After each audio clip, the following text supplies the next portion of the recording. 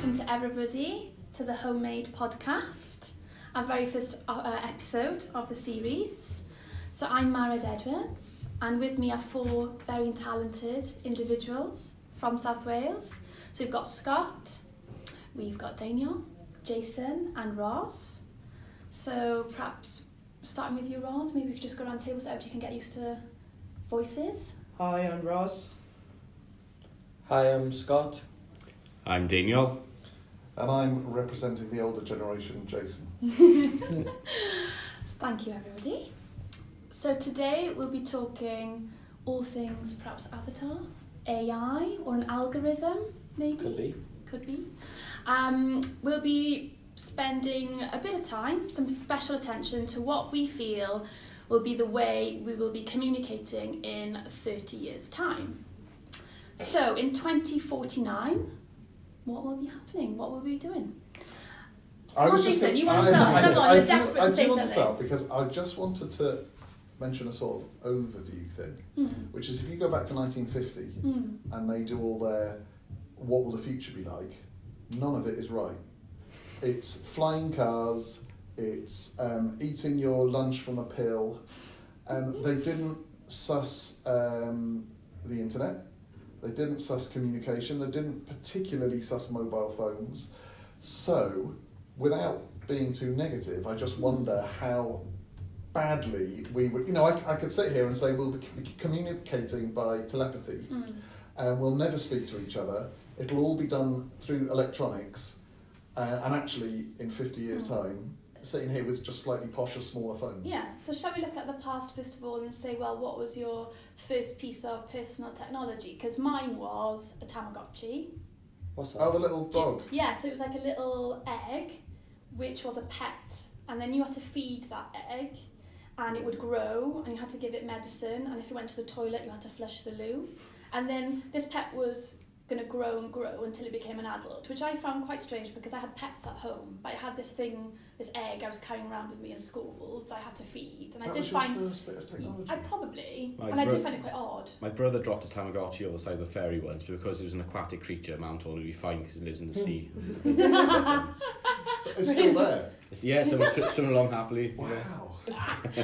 So what was your first piece of personal technology then, do you think?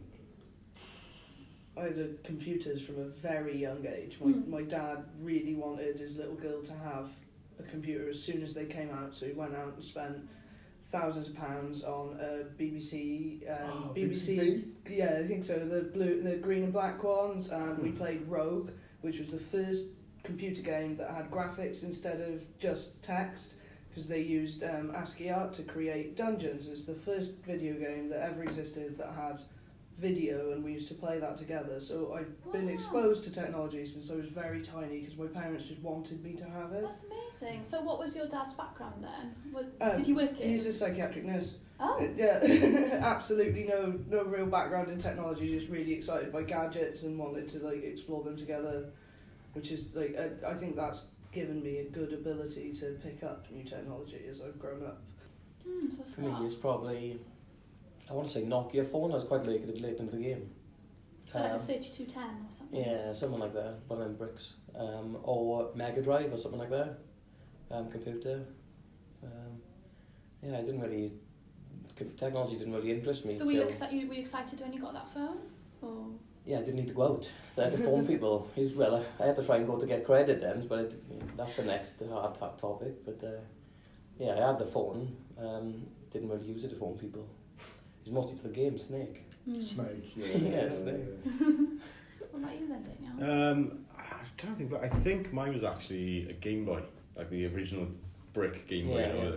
We have a little magnifying screen and a light on it to play in the dark and under your sheets sort of thing. That was like an add-on, wasn't it? Yeah, and you could buy all sorts of add-ons. You could buy a camera and a printer towards the end, which was mental considering how advanced that was for its time. But yeah, I had an older brother, so everything he got, I got, even though I was far too young to be having any of this stuff. Playing games like Tetris. You're expecting me to say the electric light bulb, aren't you? Typewriter. Right, yeah, when we didn't have to light all the candles around the house anymore, it's fantastic. Mine would have been probably either an Atari game, which was Pong. Have you seen Pong, Yeah. which is like tennis? Right. I was amazed when a friend of mine got one of them.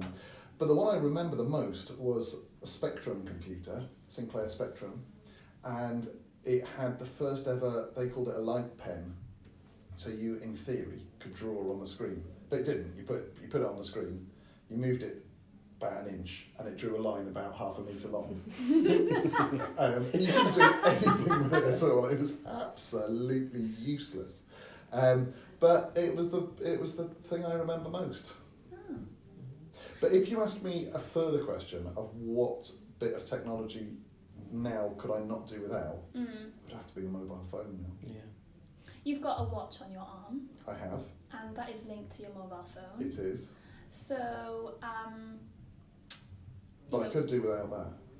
You could. Yeah, that I don't need. That phone, that, I'm putting that on a Mm. podcast. That phone is essential to life. So, I got a little bit of information here. Oh. So the first the term smartphone was first used in 1995. God. But the first smartphone actually made its debut in 1992. And it was called the Simon Personal Communicator. Has anybody heard of that? I think I've heard of it, You but I have? don't know much about So it. apparently 50,000 of those were sold, and it was created by IBM 15 years before Apple created the iPhone. And basically it did have a touch screen. It was the first phone to meld the functions of a phone and a computer. And you could use it to send and receive emails, faxes, pages. But I got to say, when phones came out, I reckon a lot of people thought, why do you want them? You've got a phone at home. You've got a phone at home, you've got a phone in the office. Why do you want to carry your phone about? Yeah. Well, really, the term phone is obsolete now. Because very few people I know actually use their phone to make phone calls. I had a new contract recently on my mobile phone, because I was paying about £30-40 a month. I said, can you have a look at my contract and see if I can make it cheaper? And the guy said, last month you used 12 minutes on my phone. Your internet data was crazy high, but it was 12 minutes saved and about 30 text messages. So it's all data you use. Yeah, WhatsApp and everything like that. I think Which we is all forget. communication. Sorry, I think we forget how sort of ubiquitous and easy worldwide communication has become, because you don't have to look back very far to see that it took a huge amount of time to communicate, even with people in the same country. Like if you go on, if you search Stanford Orbis, Stanford have basically a Google Maps, but of the Roman Empire. So you can put in destinations and see how long it would take and how much it would cost to get from one place to the other. And I found that it was would have cost about 1,000 denarii and taken nearly a month to get from London to Rome, and you'd have to do that anytime you wanted to send a message. Someone had to physically go with a letter, or you would have to physically go if you wanted to speak to someone. Whereas I can open the flat screen in front of me and speak to somebody in Rome right now without even having to plan or think about it or anything. And it'd take 35 days in the winter and 29 days in the summer to get there, and cost you the equivalent of about £10,000 just to go once from London to Rome, not even to get home again. And the speed with which it becomes easier to communicate with people in isolated places is insane. So I suppose we've spoken a bit about the fact that we don't use phones perhaps so much to call people. So will we have handsets in the future?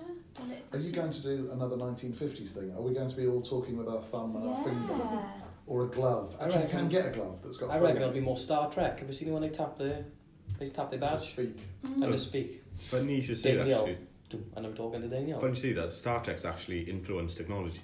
So like the flip phones I thought it was came The Simpsons. because of I know that as well.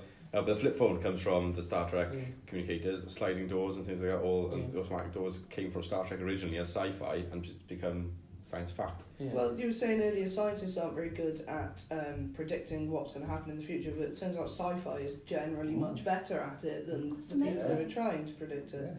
Star So Wars you is mentioned- going to happen. Yeah. So what's going to happen in Star Wars next? So I want a lightsaber and put my deposit down now. What about Terminator? And Terminator, that's going to happen. So you spoke about tapping like a Yeah, shirt. yeah, badges So, and like but that. there is some technology in clothing already, isn't there? Athletes have technology in their clothing, though, don't they? So rugby players. So we were obviously watching Well, Yeah, and did that, we all watch the match on the weekend? No. Yeah. So basically they've got like What chips, haven't they? Yeah, and that's the track, how Yeah. fast they run in, But the it's movement really and stuff clever like because that. there's things like tracking speed, fatigue, Yeah. and it's like just a little chip in the back of their clothing. Yeah. So The big problem that's being focused on at the moment is head injuries and concussion. So I know for a fact that a rugby team in England wear patches behind their ears when they're training. So if they receive head injury or a collision that's of a certain amount of force, it flashes red. And then the training team see, oh look, now they've suffered a head injury. And they're transferring that now into match day, wearing gum shields that have technology in the gum shield that can measure G-forces so you suffered through your head. So I reckon... So they can tell you how much it hurt? Yeah, I can tell you. That hurts a lot. Well, I think they estimate that a rugby tackle is two players running around 50 miles an hour at each other, which is equivalent of a car crash. ooh, wow. Every time they make a collision. That's powerful then, isn't it? But I suppose my point is, what is that actually solving? I mean, all it's doing is telling you what happened more accurately. It's adding to the data pool. The things you can do with feedback are amazing. My friend's who's into programming on Pies and stuff, and also into music, has made his conservatory play music to itself. So it's got like moisture and moisture feedback and stuff like that for the plants, so it can mist them. But those like raw numbers go into a Raspberry Pi, which then somehow spits out like ambient music based on what the greenhouse is doing right now. That's incredible. I think that if anything, we're going to incorporate these things more, just because the quality of life and the convenience from your phone or your computer or your watch or or anything, or even your office space, knowing what you want before you know it, simply by having more data about you, is quite profound increase in quality of life. And especially with things like the DNA tests that are teaching us more and more about things that we might not even realise that we need or want, telling us that we need to exercise a certain part of our body because we have a weak heart, or that we need to exercise our mind because we're more inclined to neurological disorders. I think the future will be all connected up. Yeah. Because, have you ever seen the film Deja Vu? No. Well, that's it. Yeah. It's a really, really good film, and it's basically about technology, and it's a bit slightly far-fetched, but basically through technology, I think it's an inevitable detective in America can manage to go back in time and solve a crime by going back through technology to see what actually happened. And the bit in that sort of made me think, oh, that's not far away, was they wanted to track somebody, I think, and they said, well, we'll just connect through people's phones. So we've got a phone on a stand in the middle of the table at the moment. So somebody somewhere could be hacked into that, we don't know, and could see at the moment Scott's belly, because that's what it's pointed at. But the fact that you could link to all of those, so that you could use other people's devices to see anything you like, whereas at the moment, in theory, we all believe they're all private, and, you know, that my phone only works when I switch it on. Whereas, could they all connect up? So Scott, Possibly. you work a lot in like the digital world. Yes. So have you found anything that you think? I think we'll be going more towards WeChat. Does anyone know WeChat in China? It's basically all apps incorporated into one. So they do social media on there. You can buy stuff on there. Go to a restaurant, you've already bought your food, you know you've booked in for 4 o'clock, you just sit down, your food's going to be there at 4. So there's no other interaction. I think people want to do stuff quick. And I think that's why we've moved from things like keyboards, where everyone's typing everywhere, to mobile phones, which has everything in them. And then people can't be bothered to type or move their thumbs. So they just say... There's a lot more talking. So they say, Alexa, what's on my calendar? And so trying to make things as easy as possible for them. But going back to what the problems are, I think that's one of the problems that Scott mentioned, which is that there's so many different ways. So I say to my kids, oh, I'll send you a WhatsApp. And they look at me and go, I don't use WhatsApp. People don't do that. You have to send it on Snapchat. Well, Facebook announced that they're incorporating them all. They're incorporating They're bringing them all Facebook together. Messenger, WhatsApp, and Instagram Messenger. And that's the start of it. Yeah. Well, because that's what it was before, wasn't it? The only way you could contact someone was through the phone, on your landline phone, and you would ring them at their phone. They wouldn't say, oh no, I'm sorry, I don't use a landline, you'll have to ring me on the WhatsApp line. It would just be done There in is one way. WhatsApp call now though. Yeah, I you use can call WhatsApp through call that, and can't you? video. I use WhatsApp video a lot. There's just lots and lots and lots of them. Mm. And like, what was the thing before Facebook? MySpace. Oh, yeah, MySpace and Bebo. Bebo. Yeah, and those have just died, haven't Yeah, they? yeah. And Friends Reunited before Facebook as well. Those have all died. So at some point, is Facebook just going to disappear? So when we think about like problems, are they going to be problems that are kind of big, problems, third world problems, or are they going to be No, things they're like, gonna be little ones, I could do with a robot now who's going to just clean the floor? Yeah. You I know reckon what- it'll be that. Mm. Or my phone's a little bit too big. I'd like it a tiny bit smaller. Mm. I think people will. So communicating voice is only one part of it. I think people will forget how to like communicate in other ways. So like hand Or gestures. through interpretive dance. Yeah, that's one way. That's where VR and AR is making a difference, though, because more and more people are communicating through things like FaceTime rather than straight phone calls. Yeah. So, like, with additions to yourself, and then also as virtual reality technology is becoming more and more affordable, it's not so out of people's reach that you can't go to a VR chat room and be talking to people from all different sort of areas. And I'm just thinking, when you look at things like Tinder, where people are swiping everywhere and get loads of dates, you don't see people now go up and just talk, make random conversations with people. On the bus stop, everyone's there, just sat down with their head on the phone, in like the virtual world. If we talk about problem solving and technology is there to problem solve, does that mean that we'll then have less problems, so more time on our hands?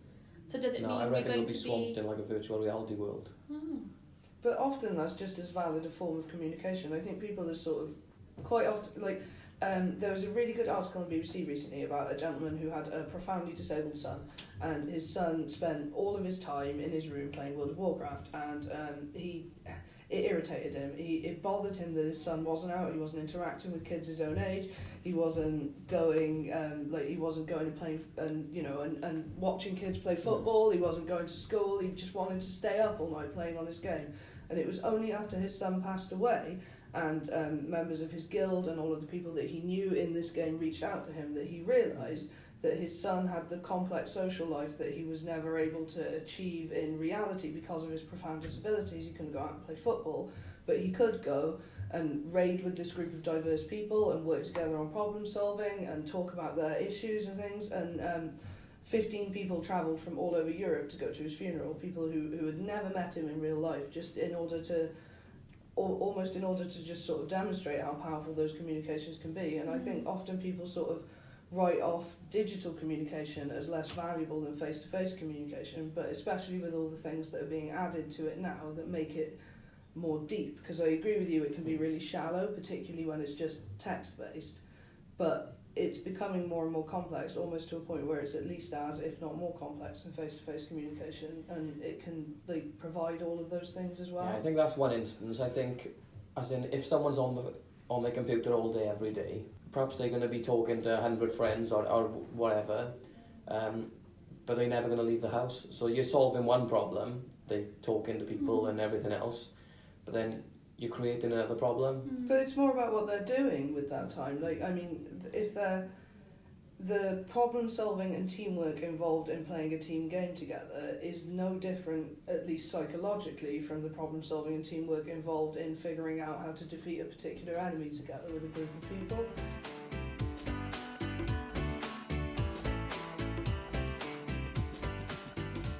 So, it's just kind of a different angle, I suppose, and Jason will be interested in this. Why is it really old, is it? No. Oh. So in the technology conference in Las Vegas this year, something that was really a buzzword, I suppose, was pet tech. Pet tech. Pet tech. Right. And they now have treadmills for cats. Oh, right. Right. They also have something called an Inu box, where it's a device designed for dog owners without an outdoor space. So basically, it cleans itself and washes away What do you any mean waste. a dog owner haven't got an outdoor space? So say Someone in a flat. you live in a flat. What's wrong with the street? The street. Yeah. Well, I They suppose might not be able to dogs get out. aren't really meant to go to the toilet on the street. So this is a kind of a toilet for dogs in right. your home, and it washes itself. So Jason, Oh, right. You have a dog. I do. So what kind of technology do you think in the future would your dog use? I tried some technology on my dog. Okay. Bear in mind, my dog is a Chihuahua, a very small Chihuahua, and I was very concerned about him running off when we first got him. So there are quite a lot of Bluetooth collars you can have these days, and GPS collars, and they'll tell you exactly where your dog is. They were slightly flawed. GPS ones are quite big and need to be a sort of Alsatian-sized dog to be able to carry them. My Chihuahua would have just fallen over with the weight on his back. At least he'd never run away then, would it? Well, that's true, he wouldn't run away. The other ones, the Bluetooth ones, required him to be near a Bluetooth connection to be able to register where he is. So on the top of the mountain, it's not very good. What about cat one? You can get cat. I did look at the cat ones, because Yeah. I thought, well, he's a bit smaller about than the size that, of a but cat, he isn't just freezes if you put anything on him. Aww. So no, the only technology I've used with him is actually related to communication, which is get your dog to speak using your smartphone. Oh, how does So that work? he communicates with us by filming him, and it then makes him speak whatever you want him to speak. Okay, so it's not translating what he's saying. No, it doesn't translate dog words No. into Okay. into We're not English. there No. yet. No. Give it time. Yeah. Maybe in 30 years' time. Give it time. we will. So that in would be 30 years' great. time, perhaps we will be talking to our dogs. And Well, maybe, but I would throw that back to you. Yes. That I remember when I had a baby, Yes. sitting there thinking, oh, if only you could communicate so I know what that crying is about. Is it thirsty? Is it hungry? Is it tired? Is it nappy? Is it whatever? Is it grumpy? Is it uncomfortable? Is it in pain? And I remember just longing for the day that he'd actually say, no, I'm thirsty, rather than Yeah, so I suppose there's baby sign language courses. We could have gone on one of those. right. Probably Not so wasn't much for babies, but Google have done a lot of work with Google Translate. I downloaded an app where I'm never going to use it, I just go on it myself, if I'm honest, whereby you can tell it what language you're inputting and what language you want to output. So I always do English, Spanish or French or whatever, and then I'll say what's the time into my phone and it comes out French. Oh, It so can that's be useful. text Yeah. as well. And then I click on, the idea is the French person would click on the French button, say something and come back in English. My friend actually, he's travelled all over the world teaching English. He can speak Italian, French, Russian, and he's now learning Chinese. And he's I can speak every language on my phone. Well, that's what he was saying. He was saying, is he a dying breed? Because he's currently in China, speaking Chinese but teaching English. So how soon before tech is so good at translating and so accurate that you won't need to learn other languages? And is that a good thing or a bad thing? Is it bringing everyone in the world closer together because they can communicate with each other a lot easier? Or is it sort of isolating cultures? I'm not sure it's going to go obsolete quite yet because there's more people learning English in China than there are people in the United States of America. Yeah, I think his job's safe for the time being. But to bring it full circle, that goes back to science fiction, because Hitchhiker's Guide to the Galaxy, you've It's watched? got Babelfish. They have the Babelfish in the ear, which translates every language. Yeah. But then also, I can't remember how it managed to translate your voice back to the other language, but presumably it did. I think they just have to have one. But they also had the Hitchhiker's Guide to the Galaxy, which Which is a mobile phone. Yeah, When mobile I first, phone. my very first smartphone was an HTC something, and I printed stickers that said "Don't panic" on the back of it because I was so amazed that I basically had a Hitchhiker's Guide now. I remember how fascinated I was. So, I suppose in conclusion, we need to look back at what are the Star Trek writers saying, and I'm not sure they were all right, though. no, right, okay. Well, I've got some interesting stuff here actually. You mentioning about translating. Yeah. And this tech is quite scary in a way when you think about it. Basically, there's students at Cornell University in New York, and they've invented the first ever non-invasive multi-person brain-to-brain interface. They call it BrainNet, and it's communicating using thoughts. So Jason, you were saying about telepathy is not there. Well, it's here. Oh. So they tested 3 subjects. 2 of them, they're all wired up, and 2 of them were senders and one was a receiver. And they were playing a game of Tetris. There you go, bringing back the Tetris for them. But the receiver couldn't see the screen. All he had was the controls, and the senders could see the screen and were communicating to the receiver. You need to flip this square twice and move it across 4 times, and they were both concentrating on thinking this, and the receiver would then pick up on those actions and do it and be able to complete a game of Tetris. Short term, it's hard to see the sort of benefit of this because it's quite novel in a way, but what this means is you could have a social network of brains all working to solve a singular problem. So you could have all 5 of us here together right now with one problem, but we're all seen from different angles. So you can all communicate that problem to each other and solve it as a group. There's also the negative side of that, which is I would know exactly what you're thinking at the moment. Yeah, we wouldn't. No, that would just be probably. You can hack that and put adverts in it as well.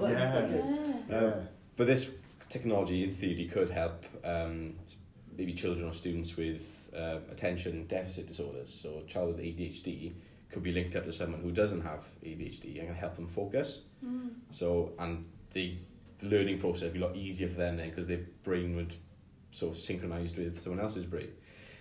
This also, sorry, it's a bit of a rant to you, but this feeds into, so at the moment they can scan brains to see when the certain thoughts are being processed, put certain parts of the brain light up. So what this means, with communicating via the brain and be able to scan the brain, patients, coma patients or unresponsive patients, you would know whether they were actually conscious or not.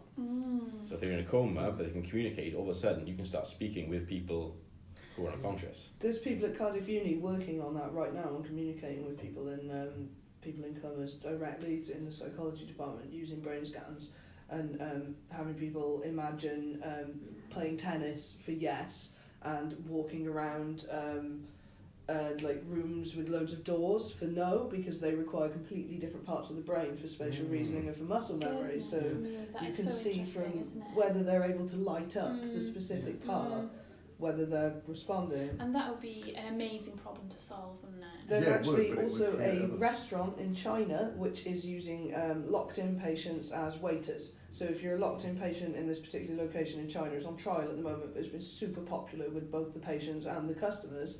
So they're bringing it back, where the locked-in patients can use brain control technology to control robots who are waiters in a restaurant.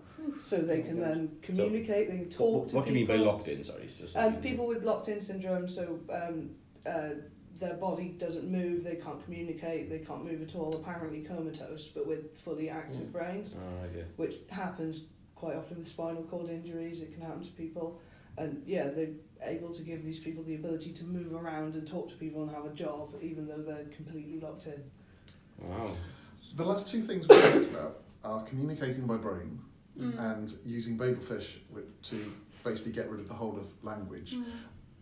Given that you two, Mary and Deiniol, talk in Welsh quite a lot, and Welsh is often talked about as you need to hang on to the language from a culture point of view and its identity and everything. Isn't all identity going to disappear then? All cultural identity going to disappear by the fact that you don't need language to communicate?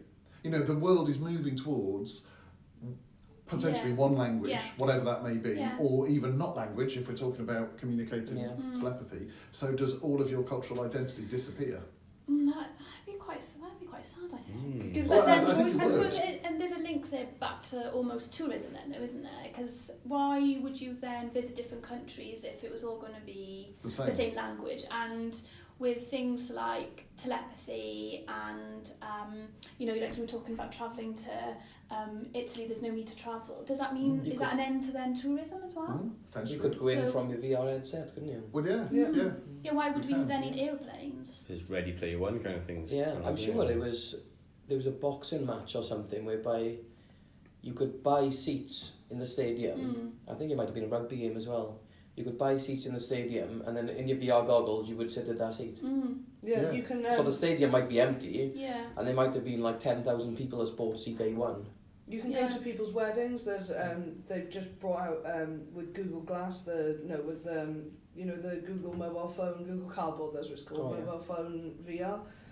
You can get a stereoscopic camera that you can pop at your wedding that records the whole scene in 3D. And then all of your guests that can't make it there because you're getting married in the Bahamas and it costs £3,000 for a ticket, can get a Google Cardboard, which is like a 30 quid thing you put your mobile phone in, and they can be at your wedding in VR with just these two pieces of I've just got the Oculus, the Oculus VR, and in there is an app or a program for me to watch films, which is great. So I can sit and watch a film, and I'm sitting there enjoying the film, and it continually asks me if I want to link up with Mike Morgan out there and him to come and watch the film with me. Oh. It's obsessed with get your friends to come in and watch it, which probably, if I got a friend in Australia who, but obviously I wouldn't be sitting with them, I'd be sitting with their avatar. Yeah. So could you tell the difference in the future? Well, or would I be that interested? I'll be watching the film. I'm not going to be sitting looking at them. I thought you're not allowed to talk in the cinema. Well, no, you can't talk. That's the point. Well, it does seem odd to me. It's like, why do I want to sit? I'm watching a film. Yes, it's quite nice to have other people watching it with you, but as you say, you don't say anything. So it's almost like pushing. And I just think, like the wedding, would you actually want to just watch somebody's wedding? I mean, if you couldn't go, then It's maybe. more, for people who can't go, but then also we've got to think about how valuable this is for perhaps some of the more esoteric parts of society. I mean, things like this are fun for us. We've got VR at home, and it's great fun. But one of the things that we've thought about quite a lot is how amazing that might be for an older person, perhaps with dementia, who can no longer go to the beach because they're not their chair won't go on the gravel, or because it's simply not safe to take them out with fewer than a few people. And they can go to these places, and then also you think about families that are separated by perhaps great amounts of distance, and the ability to preserve things like your wedding for your kids to watch, because we take photos at weddings, we take photos everywhere. Perhaps if we could take a 3D photo that was the entire event, that's a similar idea. Because my grandmother couldn't make our wedding, so we recorded it, but she really wanted the order of service, and what she did was throughout the time that the order of service, the service was on, she was going through the order of service because she wanted to feel as if she was part of that service. So at 2:00, when the wedding started, she was going through the order of service in the same way, because in a way she wanted to feel, and I suppose that goes almost back to telepathy really, she wanted to feel that she was part of that service. And if you put a headset on her, I'm sure she'd have cried like a baby. And she didn't want to travel to, the 2.5 hours. She couldn't travel that 2.5 hours to get to the wedding. But we recorded it, and I showed it to her weeks later. But then, she couldn't see me in the dress, she couldn't get that atmosphere from the venue. And I think that would have been something that would have made her day. And I think, again, that's back to problem solving again, isn't it? And perhaps certain people in society who can't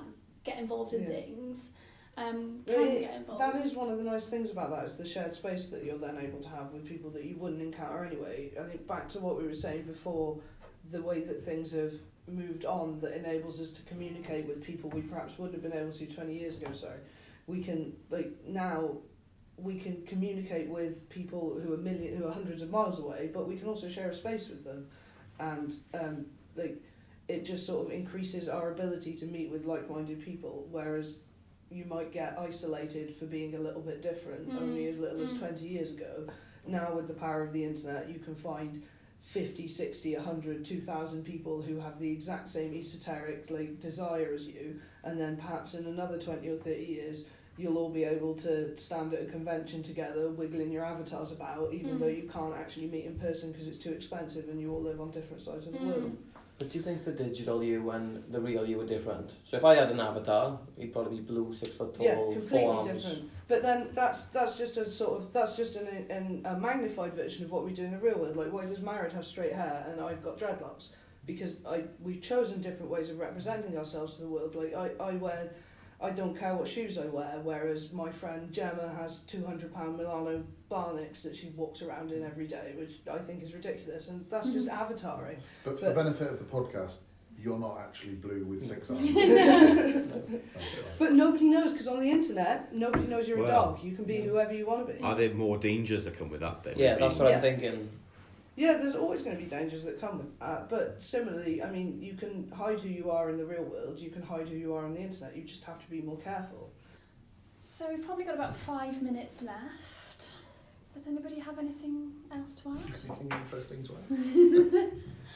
I reckon shopping might be easier. Okay. Could it be any easier? No, what I've been thinking, I'm sure I've seen it somewhere, whereby you can kind of pause TV and then say, TV, where do I get them blue trainers from?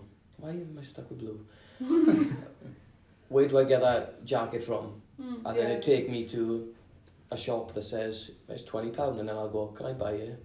That's actually started already. Yeah. Oh, there you go. I have seen that, yeah. If, Instagram stories, I follow Level Rugby, who sells rugby attire, and they show a highlight of a game from the Rugby World Cup, and there'll be little white dots on the shirts and the boots and the scrum cap, and you can click on that dot and it'll open up. You can buy this for 20 quid at level.com. You push that and it takes you straight to the page. Yeah.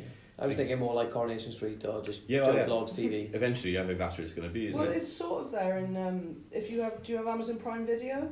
On Amazon Prime Video, which is one of the streaming services, if you pause a program or open the overlay, then it can detect which actors are in the scene, and it'll give you trivia information about the scene, links to IMDb, links to things that the other people have been in, and all of that is done by AI throughout the entire program, so it'll change scene by scene.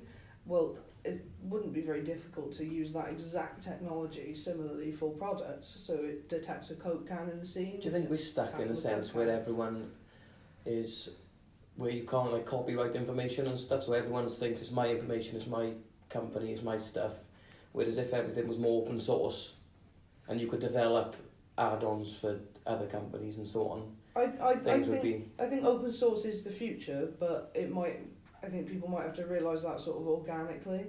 I'm not sure if it'll be a sudden revolution so much as a gradual change towards open source things. Because I think look at the fact that Tesla recently released all of the patents for his battery technology, and said that anybody can make these batteries because he already has all of the money he could ever need and is sufficiently famous to do whatever he wanted. So making that open source just means that his name becomes more well known. I think people are beginning to realise that. There's a nice quote I think Elon Musk said we're all in a sinking ship. I don't want to be the only one with the bucket. So on that note, so we've spoken a lot about. I think it's just the Star Trek and the brain-to-brain technology. You're obsessed with Star Trek, aren't you? Yeah. Now. Well, quickly, if I can squeeze in quickly, what's good about this is if you can communicate with patients who are unconscious by using brain patterns and everything, in theory, in the future, you could apply that to pets and babies. Yeah. So you could speak with your dog and speak with your child. Yeah. Did you? We have to mention this because Scott and I were going to mention it, but have you seen the programme Black Mirror? No. Oh. It's all about technology and how technology could go in the future, but also could go wrong. The premise of the story is pretty much it going wrong. And there's an awful lot of elements about communication in there. And one of them, which is fascinating but really, really dark, is about a woman who loses a partner and is really, really struggling with the grief. And a friend says, oh, there's a new app. And the app takes all of his social media comments, pictures, videos, and creates basically an avatar that firstly starts responding through WhatsApp and a text message, and responds sort of in the way that he would. So she might say, oh, I'm feeling a bit low, and he'll say, oh, do you remember that holiday we had in Italy, that kind of thing, and so that picks her up. She then you've seen that one, haven't you? Yeah. Then goes on to the next stage where it becomes a phone call. So they've got the voice from videos, and she actually feels like she's speaking to her dead partner. And then they go for the third level, which they said is a bit new, and obviously it starts to get a little bit far-fetched there, but basically it's a body. And then that body is given all of this information. So suddenly standing in front of her is her partner. That is the extension of what you've just been talking about. Yeah. I thought you were going to healthy? say the one on social rating. I haven't seen that one, that's why I'm not telling you about that. I feel like I should say spoiler alert just before. Yeah, that's probably true. Where people rate each other online and stuff like that, you can get access to taxis first, or you can get access to VIP rooms and stuff like that. If you've got a high rating. If you've got a high rating, but then as people rate you bad, and in the episode people start to not like this person and don't give them a good rating, they got to go to the back of the food queue, they've got to go to certain things. There's huge implications of that as well, isn't there, in terms of, what are the police going to look like? That's a whole other podcast. 6 foot with 4 arms and blue and... Yeah. Scott. Yeah. So thank you very much to Scott, to Deiniol, Jason and Roz for the podcast this morning. It's been fantastic to have a chat about communication in the future, and I think we should carry on with this podcast series and see where we go next. Crime and Punishment next. Yeah. So you've been listening to Homemade, a podcast brought to you by Newydd Housing Association. We've recently launched our new tenant portal, which is My Newydd, where tenants can access their personal account to check their rent balance, report repairs and amend their personal details 24 hours a day. To register, please go to mynewydd.co.uk. Do it telepathically now.